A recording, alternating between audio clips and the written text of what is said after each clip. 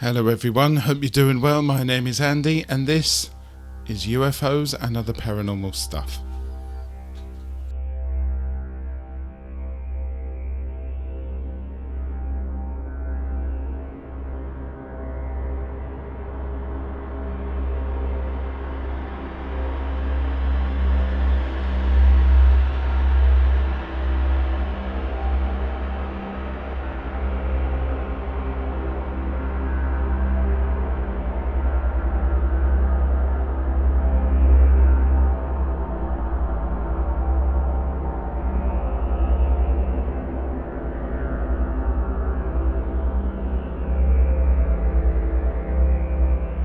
I'd like to welcome everyone back to the podcast, especially if you haven't listened before.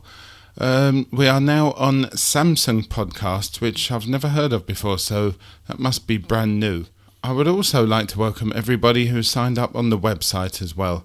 It's very kind of you to do so. Don't forget to go to www.ufosandops.com and you can listen to all the episodes in the back catalogue, all the trailers, all the specials, everything. And you can see Maggie Zed's contribution, which was put in last week, a couple of weeks ago. I received a message from one of the members on the website, a gentleman called Felix, and he has said, excuse me, I'll have to read from your phone. His latest was 2010, Spokane in WA. My girlfriend saw it first. I looked straight up. It was a disc, maybe 40 feet up. Then it shot forward, and two more went with it, from seeing it to out of sight in seconds. I wonder if anyone else who lives in Spokane or anywhere else in that state may have heard or seen the same sort of thing. If you have, don't forget to get in touch. Contact details are on the website, right down at the bottom of the homepage. I had the pleasure of going to a former colleague of mine's leaving do the other week. We haven't worked together for a good few years, but when we did work together, we were really good. It was a really good team in those days. She sent me a message as well, because at the leaving do there was a cappella group that sang her a song, and we all noticed they were getting a little bit emotional. It's a leaving do. She sent me a message that goes like this. One for you, Andy. There was an a cappella group singing in the pub on Friday, as you saw, and they were persuaded to pop down and sing a song for me. The song they chose was In the Sweet By and By. This is a song that my dad came and sang to me in a dream a few weeks after he passed away. I never told anyone that before. They never leave us. And I think she's right. They never do leave us. And it was a pleasure working with you. It really was. Now, ladies and gentlemen, on to today's episode. It is about the Isdal Woman. Have you ever heard of the Isdal Woman? I hadn't either for... I think actually I first heard about it was a couple of years ago, but this is an incident that has been sort of in or around the news since 1970. And trust me, if you thought that the Somerton Man case was, well, if that was a mystery, you wait till you hear this. One afternoon in late November 1970, a family were out walking in the foothills of Ulriken, one of the highest mountains that surround the city of Bergen in Norway. That area that they were walking in is known as the Isdalen, which it translates into Ice Valley. Many hiking accidents had occurred in the area in the weeks and months preceding the family's hike, but the father really wanted to make sure that his two daughters would be safe whenever they wanted to walk up there in the future, and so took them out on this cold November day. Isdalen was also the location for many suicides in the Middle Ages. During this hike, the family noted an unusual burning smell. Shortly after, one of the daughters found the charred remains of a body located within some rocks. The family decided to return to where they had come from and tell the police. They were fearful that whoever might have done this horrific thing might come after them, And also don't forget this was 1970, no mobile phones in those days. The body that the girl found has become one of the biggest cases of unidentified people in the world. And just like in the case of the Somerton man, the Isdal woman has never been identified. But what happened to her? Did she take her own life? Was there something more supernatural to this person's death? Could spontaneous human combustion be to blame? Was she murdered? Did her demise have something to do with a penguin? Might it have something to do with World War II? The police were called and very quickly launched a full-scale investigation. This was filed by Bergen Police as case name 134/170. The police noted that the woman was lying face up with her clenched hands up by her torso. They also found no evidence of a campfire nearby. Only the front of the woman's body and clothes were burnt, not the back. Her injuries were so much so that she was unrecognisable. Near to the body, the police found an empty bottle of liquor, some plastic water bottles, boots, passport holders, scarf, nylon stockings, a purse, woolly jumper, umbrella, matchbox, earrings, a watch, and a ring. Some of those items were affected by the fire. They also found burned paper around the body, and underneath the body a fur hat which had traces of petroleum. All of the items had been placed around the body in what you might describe as a ceremonial way. Another strange thing is that all identifying marks and labels had been completely removed from these items. That includes those that would be usually found on the plastic water bottles. That is something that I mentioned in the Tamam Shud episode of this podcast as usually being done by those who work in the clandestine industries or those who want to remain anonymous and untraceable. The next day the police take the body down and into a hospital in Bergen where an autopsy can take place. The press is then contacted by the police. The press are told that the body of a young woman with dark hair and medium build has been found and ask for anyone who may have seen her to speak to the police. Kripos, the Norwegian National Crime Agency based in the capital city Oslo, team up with the Bergen police force to getting a full inquiry into finding the woman's identity underway. They find no matches to the woman's fingerprints and begin a search for more belongings that may yield more evidence. In another similarity to the Somerton man case, it is discovered some days later that the woman had left 2 suitcases at the nearest national rail station in Bergen. The cases had been there for nearly a week by this point, being checked in on the 23rd of November that year. The cases contained shoes, wigs, makeup, cream for eczema, 135 Norwegian kroner, British, Swiss and Belgian coins, some maps, some railway timetables, railway tickets, compass, non-prescription glasses, a notepad, and some other cosmetics, sunglasses with a single fingerprint on them that matched those on the body. This fingerprint is the only thing that links the 2 cases to the dead woman. Something was also found in the lining of one of the suitcases too. 5 100 Deutschmark notes. Again, most of these items had identifying information removed. However, some items still had possible identifiers showing.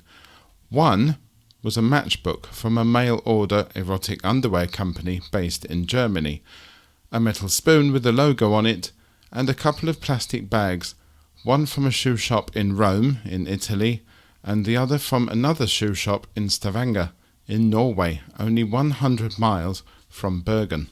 It was thought that the wigs and the makeup were used by the woman to change her appearance, and coupled with the different currencies and items with no labels, suspicion grows that this woman may have been a spy. Remember, after all, that this is 1970 and the Cold War is ongoing, and Russia is not that far away at all from Norway. The notepad that the police found was full of rows of letters and numbers that looked like a huge code. Police could not say for sure that espionage could have been a factor in this case until the code is cracked. So they have to follow the only lead they have so far, the bag from the Stavanger shoe shop. Could the boots found near her burned body have been from that shoe shop? Police in Stavanger visit Rolf Rudvedt, the son of Oscar Rudvedt, who owned the shop named on the bag.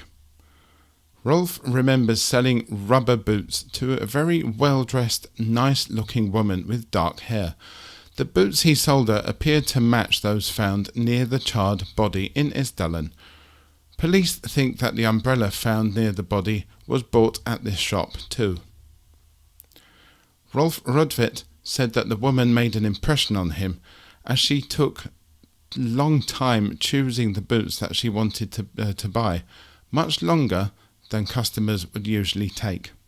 He also remembers that she spoke English, but with an accent.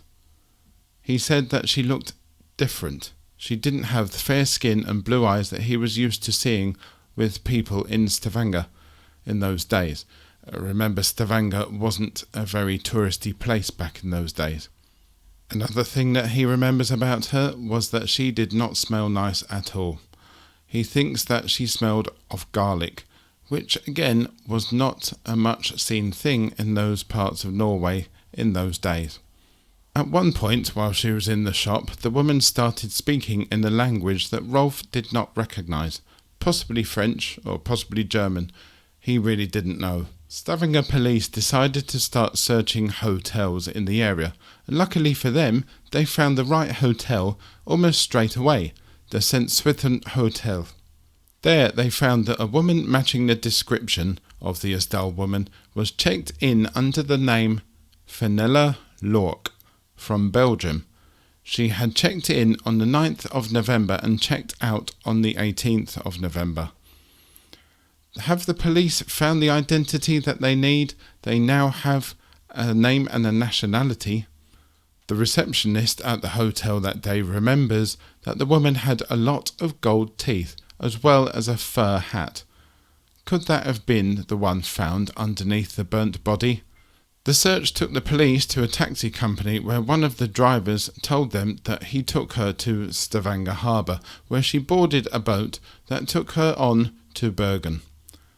Bergen police checked hotels in that town too, armed with the name and the nationality that the woman had checked in with back in Stavanger.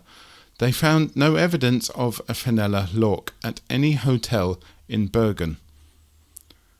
They do find that a woman matching the description had checked into the Hotel Rosenkrantz under the name of Mrs. Limhofer for one night.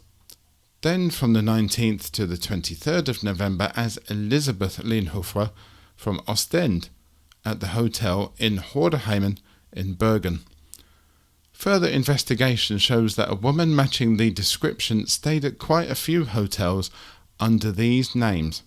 Genevieve Lancier from Louvain stayed at the Viking Hotel from the 21st to the 24th of March 1970.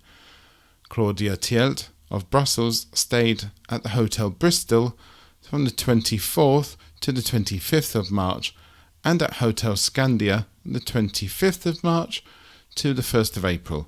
Both of those hotels, or all of those hotels, in Bergen. Claudia Nielsen from Ghent in Belgium stayed at the K&A Hotel in Stavanger, 29th to the 30th of October. Alexia Zane-Mercier from Ljubljana in Slovenia stayed at the Neptune Hotel in Bergen on the 30th of October to the 5th of November. Vera Charlet of Antwerp in Belgium in the Hotel Bristol in Trondheim from the 6th to the 8th of November, and then to St. Swithin Hotel in Stavanger under the name of Fenella Lork, as mentioned above. Police are able to find these check-ins because the forensic department are able to analyse her handwriting that was found on the papers of the notebook. The handwriting matched that on the registration cards at the hotels listed. When the passport information used to check into the hotels were given to Belgian police to look up, none matched a true Belgian citizen. Hotels require passports as forms of identity, so the Isdal Woman must have had quite a number of fake passports. Now, fake passports are not easy to get hold of and they're very expensive. And imagine back in those days, no phones, no computers. She must have had a lot of money. Either that or she was indeed a spy. The police are now starting to think that this woman was involved in espionage.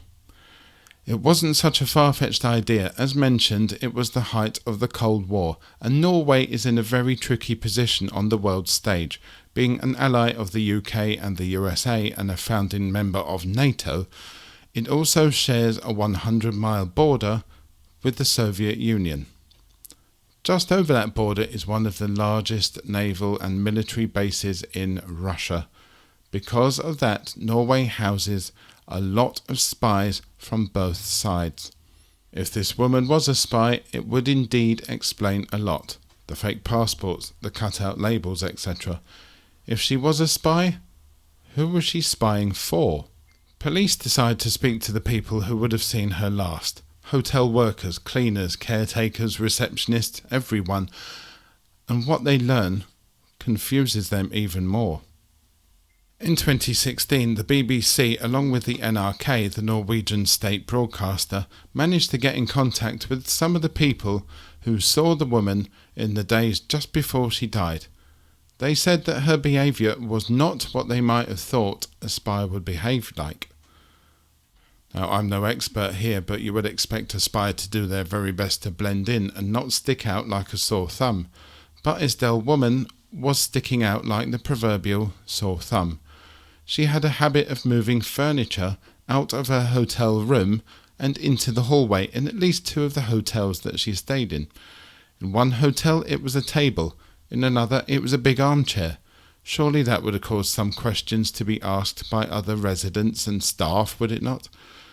Another employee told the BBC that these pieces of furniture would be left outside the room when she was inside the room, and when she went out of the room, she would put the items back in again. Strange behaviour indeed. Again, according to the BBC, she would often request a room change. People noted that she would often travel alone. This was a practice not undertaken by women in Norway at that time, too much anyway. But staff noted how calm and how confident this woman was when she was seen out and about. That the names that she used were not just bog-standard names either. These were elegant and very memorable names. Genevieve Lancier, Elizabeth Lienhofer, and Alexia Zahn-Mercier. She could have gone for something normal like Sarah Long or Barbara Brown, for example. At least the Norwegian versions. I have to say, sorry to any Sarah Longs and Barbara Browns listening. Your names are anything other than bog-standard. Love you all. But the point is that the names she used are not those that one might use to blend in. Very memorable names. It is pointed out that her way of dressing was memorable too. She dressed very fashionably. Nothing wrong with that, of course, but along with her spicy perfume and super long cigarettes, it would appear to anyone else that this woman was trying to be seen and not unseen. There were occasions where staff would see her with men. This was usually in the public areas of the hotel, like the restaurant, the bar, for example. She was never seen with the same man twice. The staff would observe that the woman and the men that she was with would never speak to one another. Not once. A waitress at one of the Bergen hotels saw the woman with the grey-haired man sitting in silence while at dinner. She passed him a piece of paper which he read, but he said nothing at all. At a different Bergen hotel, a worker opened a door to find the woman sitting on the bed in front of another man, a blonde man sitting on the couch. Neither people spoke the entire time. that the housekeeper was in the room, and the staff member could not hear any conversation starting up when she left the room. Alvhild Ragnes, a waitress in the Neptune Hotel, served Isdal Woman in the dining hall and noticed that she was sitting right next to, but not interacting with, two German Navy personnel. Apparently, one of them was an officer. The mystery woman also spotted outside shopping in Bergen with a dark-haired man. A shopkeeper noted that they were foreigners almost immediately, and said that the two spoke in a language that she did not know. BBC journalists found out in 2016 that none of these men were interviewed or came forward to police. It was also learned that almost none of these accounts were ever recorded in the police reports. Sounds really odd, doesn't it? I would have thought that the police would have followed up with all of those men, or at least all the reports from the witnesses. There are some suggestions that the woman was a sex worker. That might explain why she dressed the way she did and why she was seen with different men. Investigations did manage to work out the code in the notebook. It wasn't a code at all. It was her own version of shorthand, detailing where she had stayed and at what dates. That said, there is one line in amongst all the rest that nobody can work out exactly. The line reads ML23NMM. Could 23N mean the date that she departed her last Bergen hotel? It was almost the same date that her suitcases were checked into the railway station, 23rd of November. It is the last day that the police know that she was still alive. But what does the ML and the MM mean? It seems they mean nothing at all at the moment. Then there's the autopsy report. It would appear that this woman, who appeared to have been a victim of a mysterious fire, had also taken 50 to 70 phenomal sleeping pills. Phenomal pills had an ingredient in them that a lot of people used to end their lives with at that time. But experts found that these pills could not have been the cause of death because they had not been fully absorbed into the bloodstream. The concentration that had entered the bloodstream was nowhere near enough to have killed the woman. The police give the passport details to Interpol in the hope that some country around the world will have a match. No matches are returned. The last hope that the police have is the gold work in her mouth. Experts take a look and think that the dental work could have been done in Southern Europe or maybe possibly South Asia or South America. The police hold a press conference on the 22nd of December 1970, and what they say came as a complete shock to everybody. The commissioner said that they have completely ruled out that the woman was a spy, but did not explain how they came to that conclusion. When questioned about the murder, he does not say that it was not a murder, but he does not say that it was a murder. The autopsy concluded that she died from a combination of carbon monoxide poisoning from the fire and ingesting a large number of sleeping pills. The police announced the cause of death was probably suicide. But many in the police force find this hard to believe. How was she awake enough to set herself on fire after ingesting so many sleeping pills? And more importantly, who cleaned up all of the evidence afterwards? Many of the police officers did not think it was a suicide at all, and many people thought that it was very odd just how quickly this decision was come to. Again, she hadn't digested enough sleeping pills to kill her.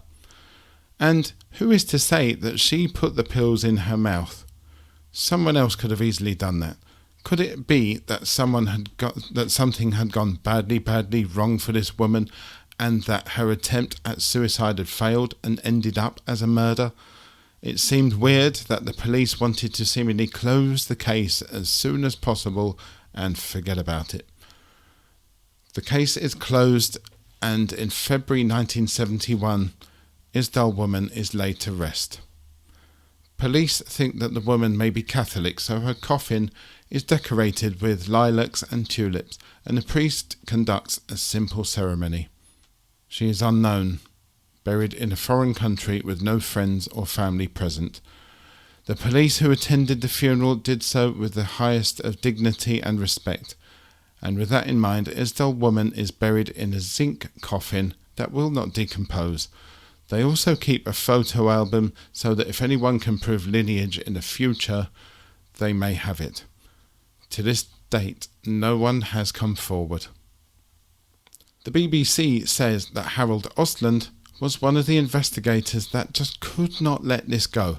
Something did not sit right with him and found it very difficult to accept that they had to close the case. Ostland kept several police documents and his son Tori wrote a book about the Isdal case. It seems the case would remain closed and an answer would never be got. But then some investigative journalists in Norway decide that they will take a look, and they started that in 2016. One of the NRK journalists wants to find tissue samples of the Isdal Woman taken from her internal organs. They are found in the basement of the Bergen Hospital and taken for DNA testing. News gets out that this is happening, and the BBC publish an article on their website about the case. It goes viral. Hardly anyone has heard of this case, and it is agreed that more answers should be sought. The NRK and the BBC joined forces and followed the investigation with a podcast entitled Death in Ice Valley. You can find this on BBC Sounds or wherever you get your podcasts from. The efforts of the NRK and the BBC uncovered new information that cast a very suspicious light on the police case from 1970. It now looks more and more like there is a very big cover-up, and it involved the Norwegian secret police. They denied getting involved in the case for a very long time. Then all of a sudden it is discovered in 2002 that they have a file on it, but no one is surprised. No one is allowed to see the file until 2016, when the case is officially reopened. What is found in their file shocks everyone. Enter the penguin. Back in 1970, a fisherman came forward to say that he had seen a woman matching the description given of the Isdal Woman. She had been standing on a pier, watching Navy perform missile tests. This wasn't just any missile.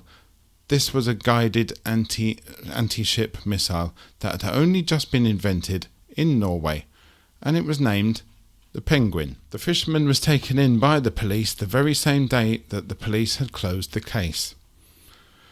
Recently declassified documents show that the Isdal Woman's movements around Norway coincide with the Penguin missile test around the coast. Don't forget, she was spotted in the company of naval personnel too. It has also been told that any investigation into the Isdal Woman being a spy or something to do with the Navy was met with resistance, almost as if someone somewhere really wanted both her and the whole thing to go away. Could she really have been a failed spy? Some months after the fisherman's testimony had been discovered, the test results for the tissue and the teeth come back. It seems from these that the Isdal Woman was in fact German. The DNA isotope analysis and carbon dating tells scientists that she was probably born in Nuremberg, and that when she was slightly older she moved to the German-French border. That is discovered by her handwriting analysis. It seems that she has developed a more of a French way of writing. But how old is she? Testing of her teeth puts her at 40 when she died in 1970, meaning that she was born in 1930. Only a few years after this, the Nazi Party swept into Nuremberg, and of course, the hate that they brought with them wrought havoc on that city, especially for the Jewish people. Could the fact that the Isdal Woman had moved away at an early age to the German-French border have been because she was in fact Jewish and was escaping from the hate? Could those facts also explain why she became a spy? And for who did she do the spying? Gunnar Starlison, an expert on the Isdal Woman, believes that she actually worked for Mossad, the Israeli intelligence service, and she was in Norway tracking down some Nazi terrorists. The fact is that Mossad recruited many women as spies and were known to have falsified a lot of passports, and it has also been found that they had people operating in Norway in the early 1970s. But why would a Nazi terrorist hunter be watching missile tests, or why would she even know about them? It may indeed be that she spied not just for Mossad, but also for the KGB too.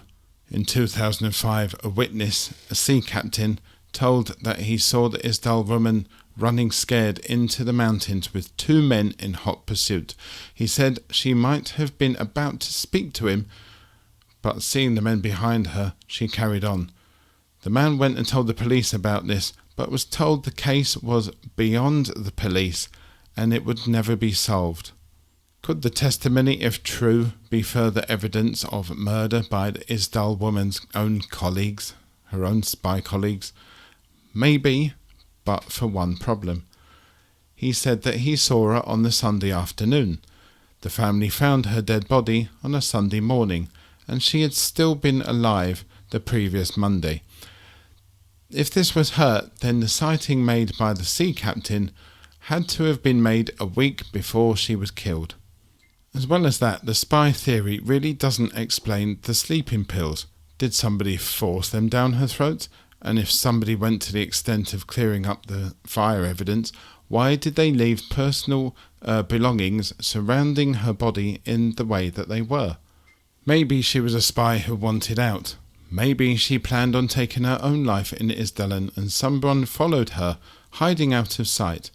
When she fell unconscious after taking the pills, that person doused her in petrol and set fire to her in the hope of getting rid of any evidence that a spy was there.